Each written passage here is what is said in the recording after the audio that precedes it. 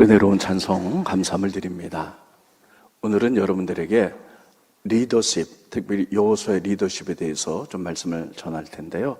여러분 잘 들으시고 삶 속에 여러분 활용하시기를 바랍니다. 우리가 구약 성경을 읽다 보면 모세가 나옵니다. 모세는 이스라엘 민족을 이끌고 출애굽시킨 사람, 최고의 리더십이죠. 그 다음에 여호수아가 그 이스라엘 민족을 이끌고 가나안 땅에 진격해 들어갑니다. 그래서 전쟁을 통하여 가나안 족속을 다 물리치고 그 땅을 이스라엘 12지파에게 땅으로 줍니다. 그리고 땅을 받은 다음에 사사기가 시작됩니다. 그런데 이렇게 보면 그 모세 시대 때는요, 이스라엘 민족이 애굽을 나와서 광야를 지나간 동안에 원망, 불평, 반역 이런 것들을 계속 일으킵니다.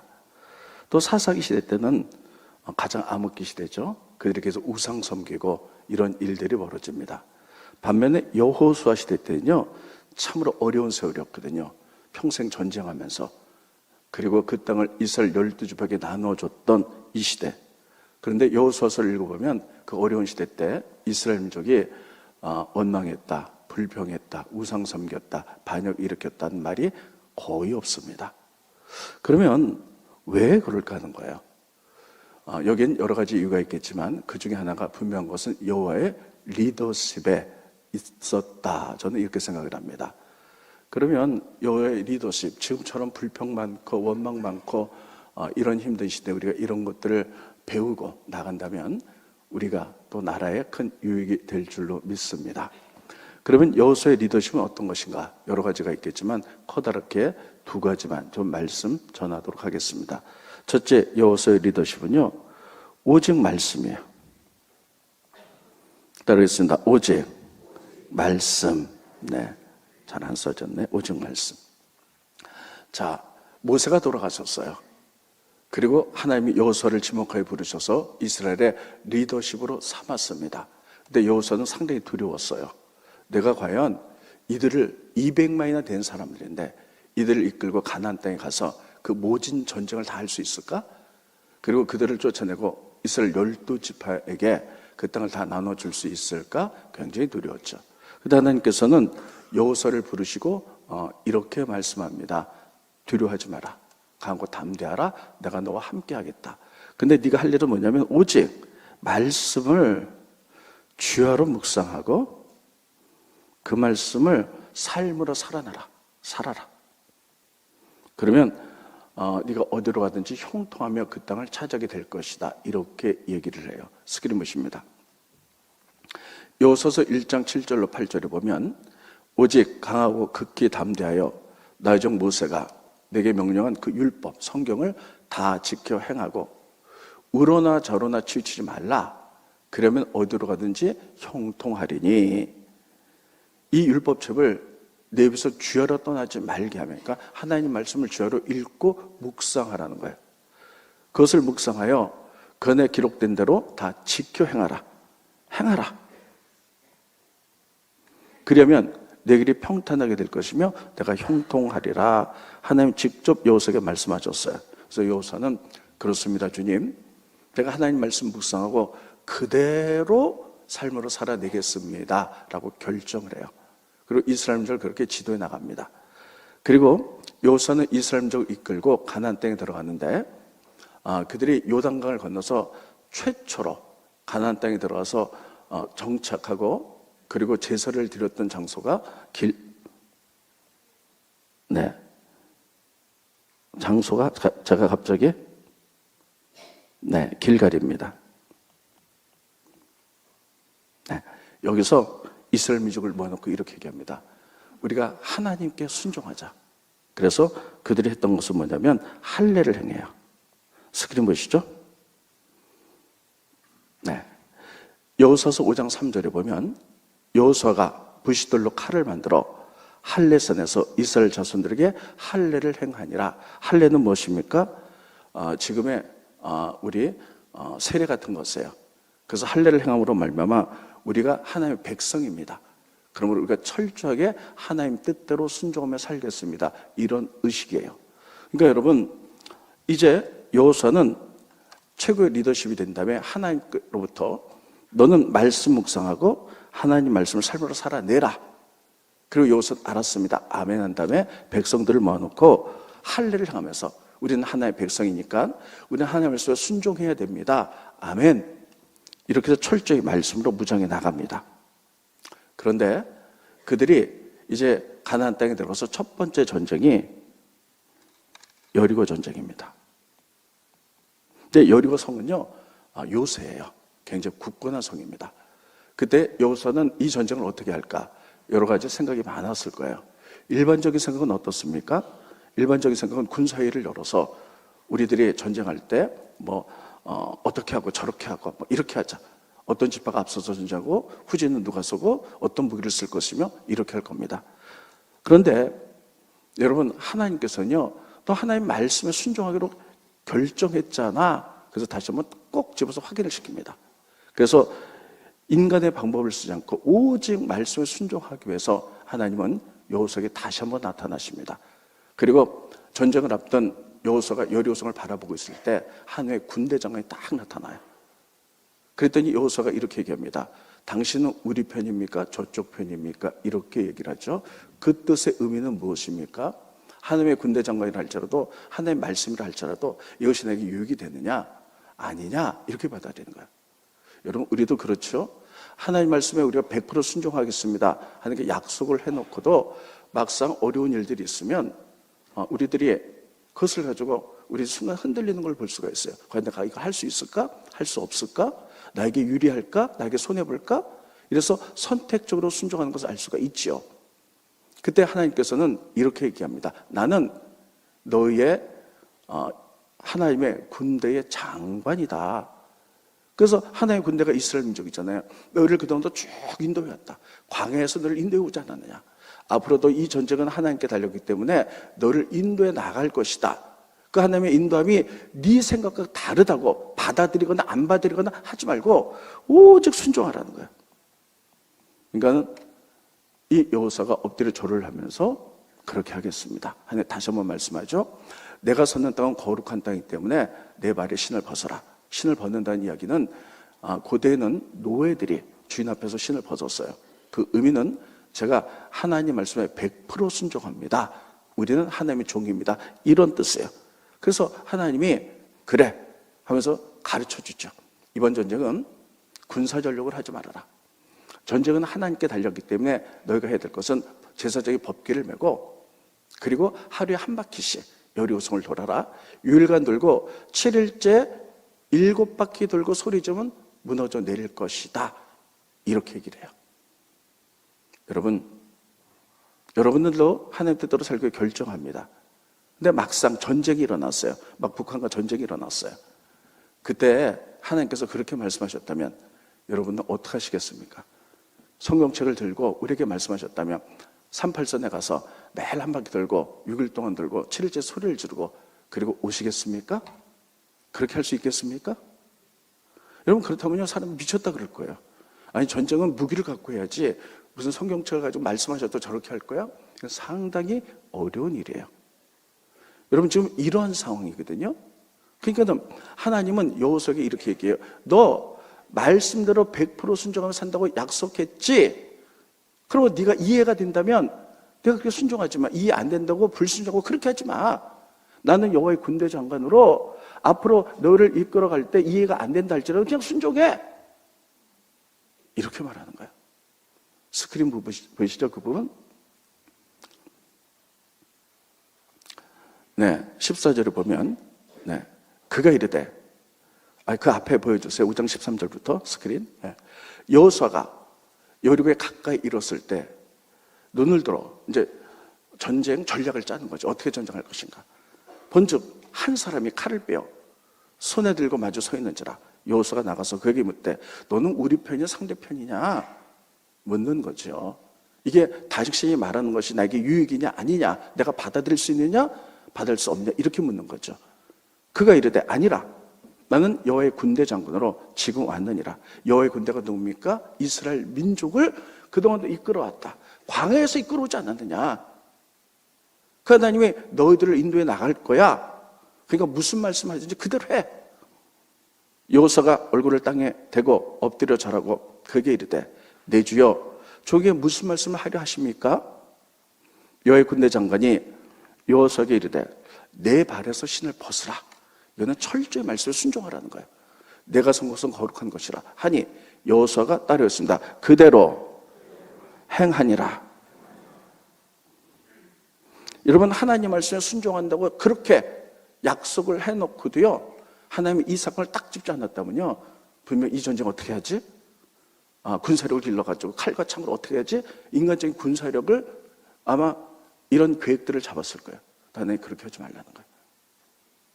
그리고 법궤를 메고 하루에 한 바퀴씩 6일 동안 돌으라는 거예요. 7일째 7바퀴 돌고 소리 지르라는 거예요. 이게 그렇게 할 수 있겠습니까? 이런 상황 속에서. 근데 성경은 그대로 하겠다는 거예요. 이게 여호수아의 리더십입니다.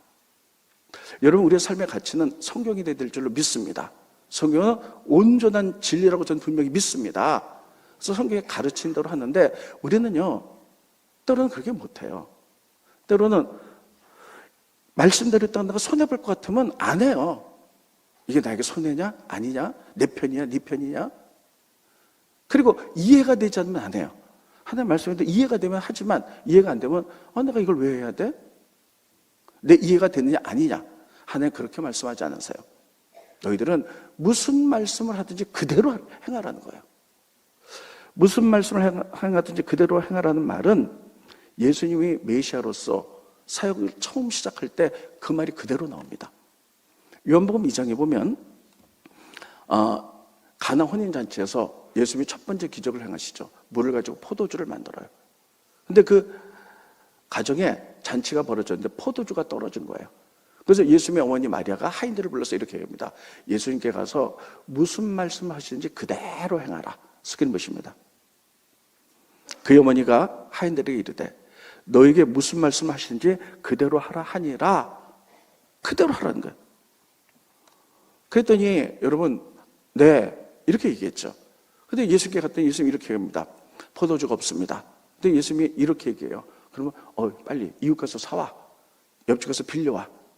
아니면 그분이 메시아이기 때문에 막 기도할 때 하늘에서 포도주가 뚝뚝뚝 떨어져요. 이거 받아서 갖다 줘. 이럴 수 있잖아요. 근데 예수님이 그렇게 하시지 않으세요. 저기 들어온 입구에 도랑아리가 비었어. 거기 물을 채워. 여러분, 그럴 수 있겠습니까? 동문서답하는 것 같잖아요. 우리 생각과 전혀 안 맞아요. 아니, 포도주가 모자라는데 들어온 입구에 도랑아리가 6개 있는데 거기 비었는데 거기를 채워. 이거하고 포도주가 무슨 상관이 있겠어요? 그런데 말씀 그대로 행하라 그러니까 그냥 하는 거예요. 그랬더니 물이 변하여 포도주가 됐다라고 그렇게 기록되어 있어요. 그렇다면 다시 본문으로 돌아와서 여러분, 이스라엘 민족을 여호수아가 이끌고 그 무서운 전쟁을 겪으면서 가나안 땅에 진격해 들어갔는데 이스라엘 민족이 하나도 원망하지 않아요. 불평하지 않아요. 그리고 우상도 섬기지 않고 다 순종해 나가요. 그 이유는 여러 가지가 있겠지만 첫 번째, 이 여호수아의 리더십. 오직 말씀대로 내가 살겠다. 말씀이 내 삶의 기준이다. 그리고 그대로 행하겠다. 백성들에게 할례를 하면서 너희도 그렇게 해. 그리고 막상 문제가 딱 터지니까요, 전쟁이 벌어지니까 혹시 흔들릴까봐 하나님 다시 한번 나타나서 꼭 짚습니다. 여호수아는 그것을 바라보면서 전쟁을 했는데 막 군사력을 동원해서 이렇게 해야 되겠지. 하나님이 아니야. 내가 하라는 대로 해. 그렇게 하는 게 굉장히 어려웠죠. 전쟁이 있는데 어떻게 법궤를 막고 어떻게 돌고 이게 가능한 일입니까? 근데 여호수아는 그대로 하니까 그 성이 무너져서 승리할 수 있었다는 거예요. 이것을 통해서 깨닫는 것은요, 이것입니다. 우리가 하나님 말씀을 안다 하는 것 같고 이것을 행한다 하는 전혀 다른 문제예요. 성경을 읽으면 말씀 알아요. 근데 그것을 다 행하는 게 참 어렵습니다. 말씀을 아는데 도무지 아무리 내 지혜를 짜봐도 이건 현실에 안 맞는 것 같아. 그런데도 말씀 그대로 행할 수 있는가 하는 거예요. 참 어렵습니다. 아무리 생각해봐도 말씀대로 행하면 내가 손해볼 것 같아. 근데 하나님이 하라는 거예요. 그건 못해요. 이해가 안 되기 때문에. 현실에 안 맞기 때문에. 근데 여호수아의 리더십은요, 그것을 순종했다는 거예요. 그때 하나님이 역사했다는 겁니다. 그러면 아는 거, 말씀을 아는 거하고 행함, 그대로 행하려면 뭐가 필요한가 하는 거예요. 저도 현실을 살면서 그럴 때가 많이 있습니다. 하나님께 말씀대로 요구하는 게 있는데 현실을 바라보면 안 될 것 같아요. 아무리 생각해도 이거는 불가능할 것 같아. 근데 그대로 행하기 위해서는요, 따르겠습니다. 성령의 도우심. 성령님이 도우셔야만이 그럼에도 불구하고 순종할 수 있고, 그럼에도 불구하고 우리가 믿음으로 전제해 나갈 수 있는 것입니다. 그래서 여호수아를 볼 때 성경이 이렇게 기록하고 있어요. 하나님의 영, 성령이 그 안에 있는 사람이다. 스크린 보십니다. 민수기 27장 18절에 보면 여호와께서 모세에게 이르시되 눈의 아들 여호수아는 그 안에 영이 머무는 자니 따르고 있습니다. 여호수아는 그 안에 성령이 머무는 자니, 그 안에 성령님이 계셨다는 거예요. 그래서 성령의 지배를 받으니까 내 생각을 내려놓고 그럼에도 불구하고 은혜를 통하여 그 말씀에 순종이 나갔다는 거예요.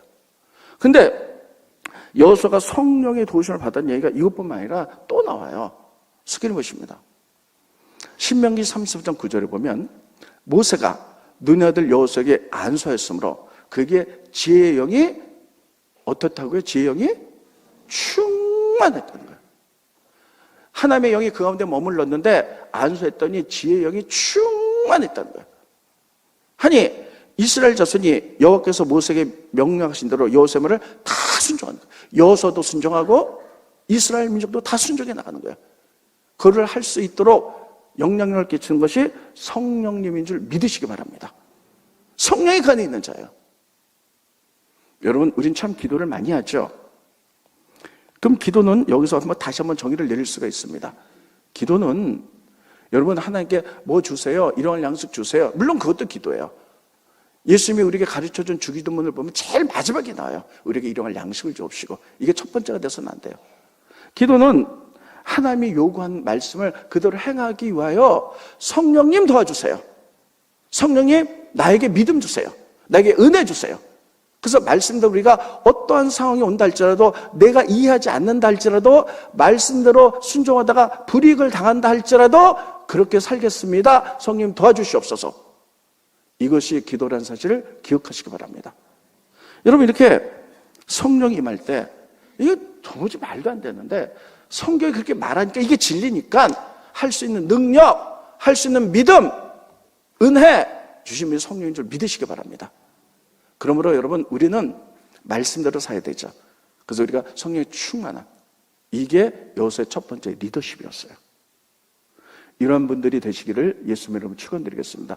그래야만이 여러분이 가는 곳에 영향을 끼칠 수 있고요, 많은 하나님 나라를 세워갈 수 있는 것입니다. 두 번째, 여기까지만 할게요.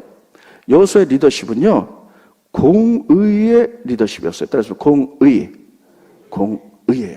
굉장히 중요합니다. 이 이스라엘 민족이 가나안 땅에 들어가서 전쟁을 한 다음에 여호수아가 다 그들에게 맞게 땅을 12쪽에 분배해줘요. 분배한 거 보면 공의에 따랐어요. 조금 이따 말씀드리겠습니다만 여호수아는 에브라임 지파거든요. 그의 동생이 므낫세 지파예요.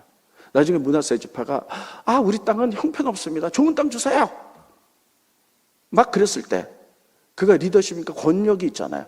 그래, 내 동생이니까 좀 특혜를 줘서 너 좋은 땅 가져, 이랬다면요 다른 지파 사람들이 원망하고 불평하고 막 이랬을 거예요. 그래서 순종하지 않았을 겁니다.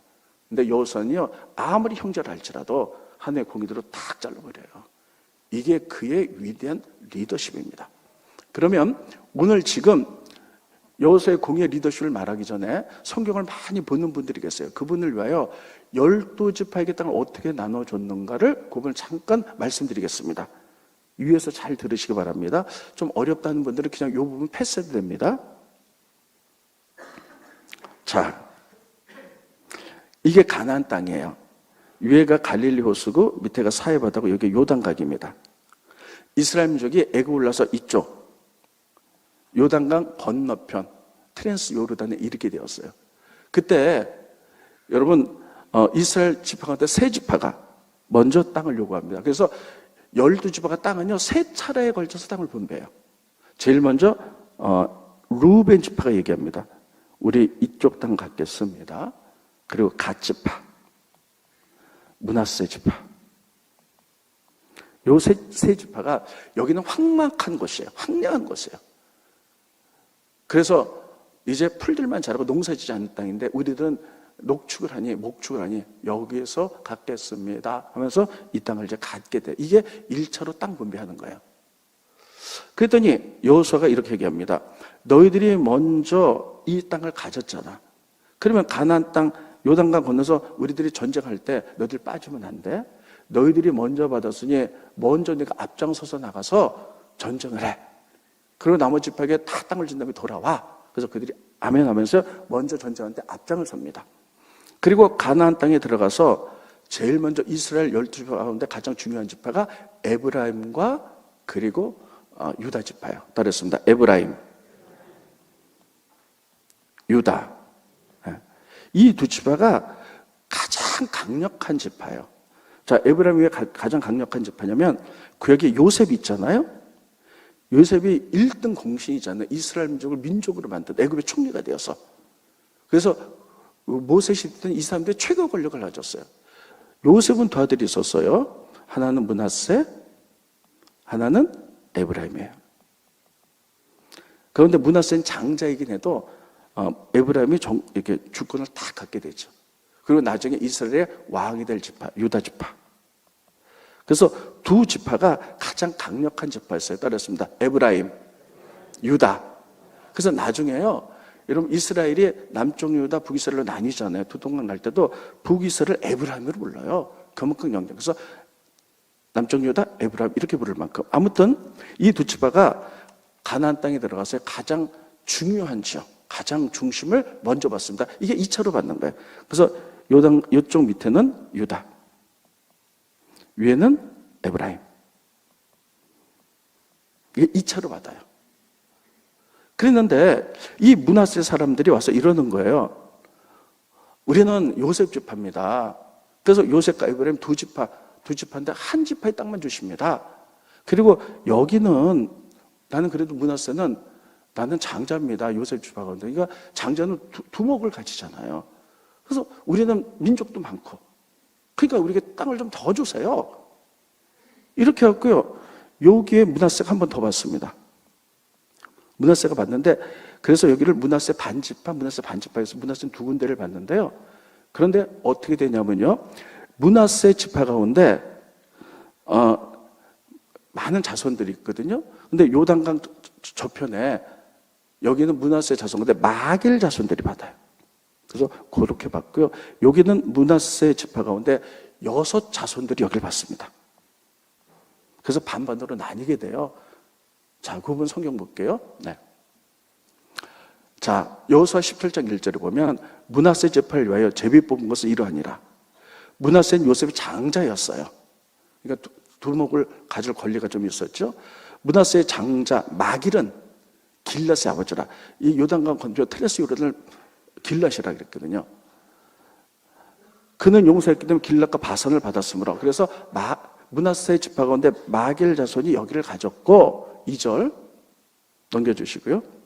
므낫세의 남은 자손 그 가족대로 이쪽 요단강 건너서 거기서 6족의 제비를 뽑아 가졌는데 아비에셀 자손, 헬렉 자손, 아스리엘 자손, 세겜 자손, 헤벨 자손, 스미다의 자손들 6 자손이 요 땅을 가졌더라. 이렇게 돼 있어요. 자, 어려우면 그냥 넘어가셔도 됩니다. 자, 저 보세요. 그래서 2차 땅 분배가 끝났습니다. 그 당시에 에브람과 유다는 가장 강력한 지파이기 때문에 가장 중요한 부분들을 갖게 됩니다. 그러고 나서 시간이 지나서 3차가 돼요. 3차 때 나머지 5지파는 받는데 아직 7지파가 못 받았잖아요.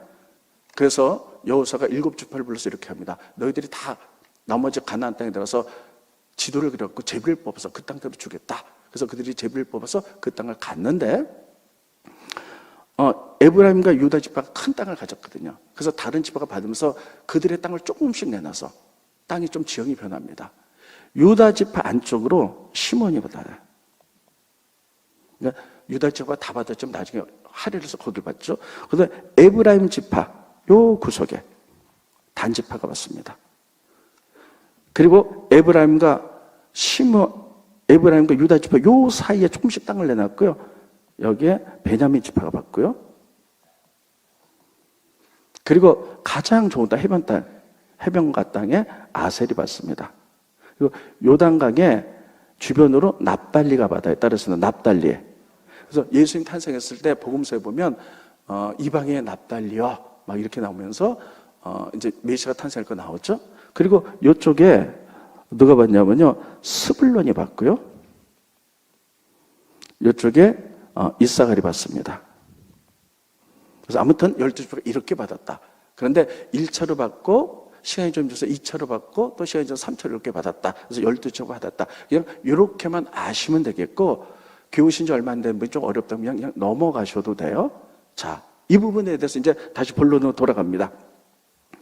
자, 이제 그 당시에 요셉 지파 에브라임이 최고의 권력을 가진 여기에 최고 리더십 여호수아예요. 근데 므낫세가 딱 나타나는 거예요.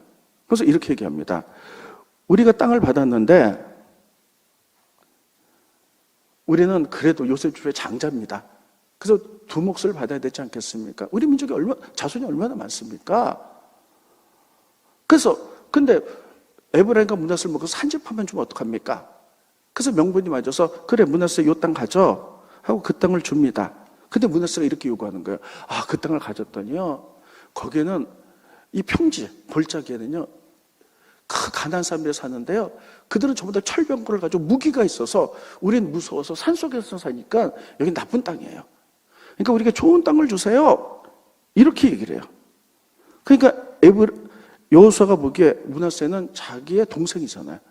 그럼 특혜를 줄 수 있잖아요. 절대 권력을 가졌기 때문에. 그래, 그렇지, 그럼 너 좋은 땅 줄게, 그렇게 하잖아요. 공의로. 무슨 소리 하는 거야. 그 땅이 나쁘다면 그 땅 사람과 전쟁해서 그 땅을 네가 개척해서 가져 하고 딱 잘라버립니다. 이게 여호수아의 리더십이었어요. 스크린 보십니다. 여호수아 17장 14절에 보면 요셉 자손이, 그러니까 에브라임과 므낫세 둘이 여호수아에게 말하 이르되 여호와께서 내게 복을 주심으로 내가 큰 민족, 그러니까 제일 사람들이 많죠. 당신이 내게 기업을 내어 한 제비 요셉 지파 땅만 줬으니 이거는 어쯤입니까 하니, 넘겨주시고요. 스크린. 네. 요셉 자손이, 므낫세 사람들이 이렇게 얘기합니다. 그 산지는 우리에게 넉넉하지도 못하고 골짜기 땅에 거주하는 가나안 족속에는 벳산 그 마을들에 거주한 자이든지 이스라엘 골짜기 거주하든지 다 철병거가 있어서 우리 산꼭대기에서 이렇게 숨어 삽니다. 그렇게 얘기해요. 그랬더니 여호수아가 이렇게 얘기하죠. 넘겨주시고요. 여호수아가 그들에게 이르되 내가 큰 민족이라 그랬잖아. 에브라임 산지가 내게 너무 좁을진데 너는 브리스, 르바임, 상딸림에 걸어서 스스로 개척해. 그들 물리쳐. 전쟁하고 그냥 가져 하고 그들에게 특혜를 주지 않았다는 거예요. 이게 여호수아의 굉장히 큰 리더십입니다. 여러분, 성경이 이렇게 쓰고 있어요. 하나님이 이 땅에 공의로운 나라를 세우기를 원해요. 내가 안다고 뭐 특혜를 주고 이런 게 아니라 다 평등한. 그런데 이런 공의를 방해하는 게 뭐냐? 외모와 뇌물이라는 거예요. 스크린 보시고 설명합니다. 스크린 보시죠. 신명기 16장 19절을 보면 너는 재판을 굽게 하지 말며 사람을 외모 보지 말고 뇌물 받지 말아라. 뇌물은 제자의 눈을 어둡게 하고 의인의 말을 굽게 하느니라. 이 외모와 뇌물이 하나님의 공의를 다 막아버린다는 거예요. 외모가 뭡니까? 잘생기고 못생기가 아니라 학연, 지연, 혈연. 우리가 4월 10일 날 국회의원 선거가 있어요. 그때 우리는 정말 하나님의 이 땅에 공의를 세울 사람을 정말 잘 뽑아야 돼요. 그런데 때로는요, 우리 지방 출신이니까, 나 아는 사람이니까, 우리 학교 선배니까, 우리 같은 뭐 이씨니까 이래서 뽑아서는 안 된다는 거예요.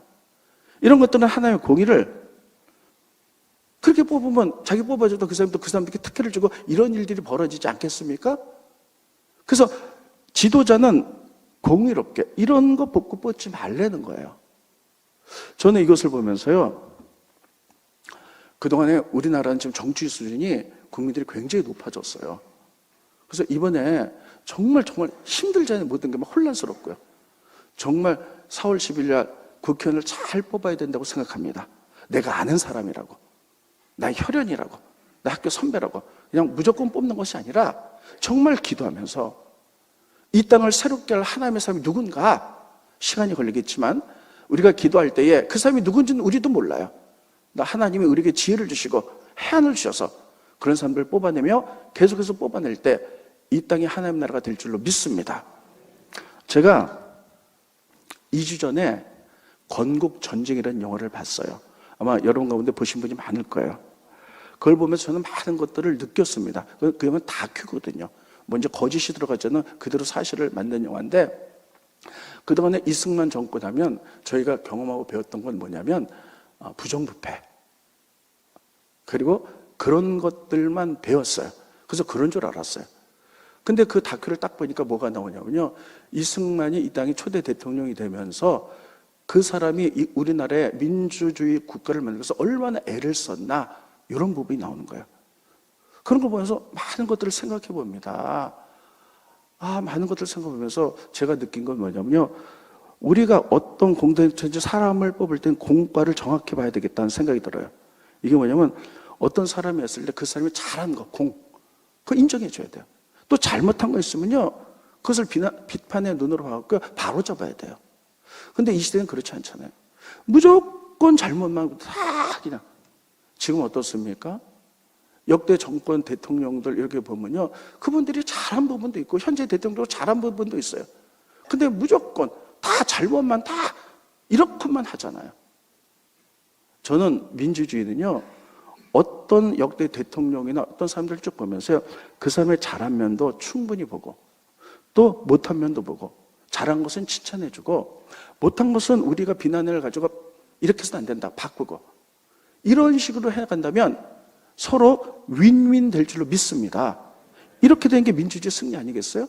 근데 우리나라를 보면은 그동안 그렇지 않잖아요. 무조건 여기서는 저기 잘못했다라고 무조건 과오만 얘기하고, 여기도 다 과오만 얘기하고, 서로 이러다 보니까요, 서로 상처만 남고 분노만 남는 거예요. 여기에 대해서 우리 모든 백성들이 혼란스럽고요, 또 갈라치기가 있어갖고요, 전부 다 분노 속에 있어요. 뭐가 진실인지 이런 경우였어요. 그러니까 서로 윈윈 해야 될 많은 사람들이 서로 분노하고 서로 미움에, 이거는 파괴력 있는 거잖아요. 이런 절대 안 된다고 생각해요. 이런 것들을 보면서 제가 그 건국전쟁을 보면서 우리가 몰랐던 부분들도 있구나. 우리가 그분이 잘한 건 잘했다 그러고 부정선거 못했다 그러고, 우리가 그런 것들을 반성해 나가면서 잘 나라를 만들어 가야 되겠구나. 여러분, 저는 이 당도 아니고 저 당도 아니고 아닙니다. 그러나 하나님이 우리나라의 주권을 주관하고 계시기 때문에 여러분, 우리가 기도하고 정말 저 사람이 잘하면 못하면 다 봐가면서 하나님이 기도하면서 하나님 해안을 주신다면 그런 사람이 뽑히게 될 줄로 믿습니다. 그 사람이 누군지는 우리도 몰라요. 금세는, 왜냐하면 서로 이해관계로 얽혀있기 때문에 금세는 공의롭게 되지 않는다 할지라도 시간이 지나면서 점점 이런 나라가 될 줄로 믿습니다. 교회도 그런 공동체가 될 줄로 믿습니다. 그래서 제가 얻은 결론은요, 사무엘서 보면 사무엘이 이렇게 얘기합니다. 길갈, 이스라엘 민족의 최초의 성도로서 나라를 새롭게 하자, 이렇게 말합니다. 스크린 보십니다. 사무엘상 11장 14절을 보면 사무엘이 백성에게 이르되, 오라, 우리가 길갈, 최초의 성소예요. 가나안 땅에 처음 들어서 가서 나라를 새롭게 하자. 따라하겠습니다. 나라를 새롭게 하자. 다시 한번요. 오라, 우리가 길갈로 가서 나라를 새롭게 하자. 이 얘기는 뭐냐면 이스라엘 민족이 막 혼란 속에 있을 때 왕을 요구했어요. 그때 사울을 세우면서 길갈, 하나님 앞에 가서 왕을 통하여 나라를 새롭게 하자, 이렇게 말하는 거죠. 물론 그 왕은 실패했습니다. 여러분, 길갈로 가서가 굉장히 중요합니다. 우리들이 이편 저편에 막 서서 아무나 욕하고 진실을 모르는 게 아니라 다 해안 눈으로 보고, 그리고 길갈, 하나님의 성전에서 우리가 그 천만의 기도하면서 내 편, 네 편이 아니라 정말 공의를 행할 사람, 이런 위정자들이 누군지는 알 수 없지만 그분이 세워지도록 기도한다면 하나님이 그런 사람을 당선되게 만들 것이며, 나라가 새로워질 줄로 믿습니다. 우리 다 그렇게 기도해서 나라를 새롭게 하는 여러분과 제가 되기를 예수님의 이름으로 축원드리겠습니다. 기도하겠습니다. 고마우신 주님, 은혜를 감사함을 드립니다. 오늘 여호수아의 리더십에 대해서 말씀을 증거했습니다. 그분의 리더십을 배우기 원합니다.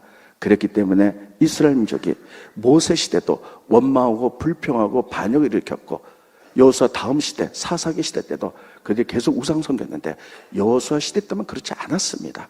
하나님 여호수아의 타고난 리더십, 오직 말씀대로 살기로 결정하며 오직 말씀 안에서 살았던 그것을 우리가 배울 수 있도록 도와주시옵시고, 또 공의로 사사롭게 어떤 특혜나 또 우리가 어떤 프레임을 씌워서 하나님 뭐 잘못됐다 이런 것만 보는 것이 아니라 우리가 길갈에서 나를 새롭게 하는 것처럼 우리가 교회마다 모여서 정말 하나님 이 땅에 공의로 세울 사람 우리가 기도한다면 하나님 해안을 주셔서 그런 공의로운 국회의원들이 세워지고 시간이 지나면서 점점 하나님 보시기에 아름다운 민주주의 국가 될 줄로 믿습니다.